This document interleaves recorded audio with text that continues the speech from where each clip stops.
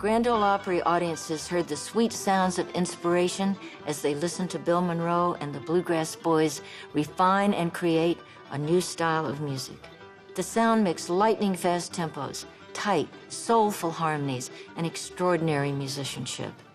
In 1945, with the addition of three-finger-style banjo picker Earl Scruggs to his band, Bill Monroe had his eureka moment. He had found it. The classic sound of bluegrass was defined.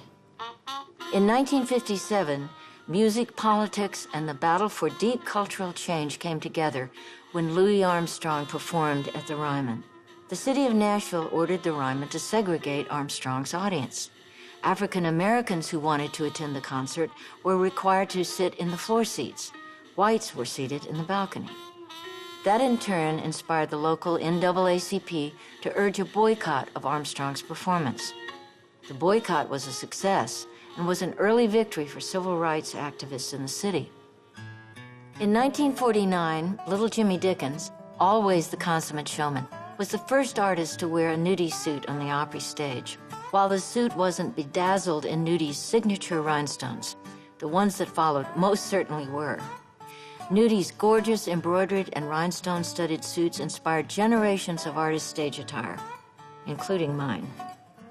In June of 1974, the Grand Ole Opry was preparing to end its historic run in this building and move across town to the brand-new Opry House built specifically for the radio show. Recognizing the cultural significance of the move into a new home, the New Yorker magazine sent a young reporter named Garrison Keillor to cover the radio show's final performance at the Ryman.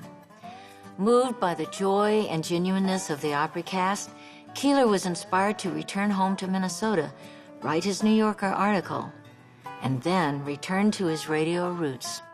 And inspired by the fun of the Opry, do a couple of live radio shows himself. Those shows turned into Keillor's 42-year run, bringing us the news from Lake Wobegon on his iconic live national public radio show, A Prairie Home Companion.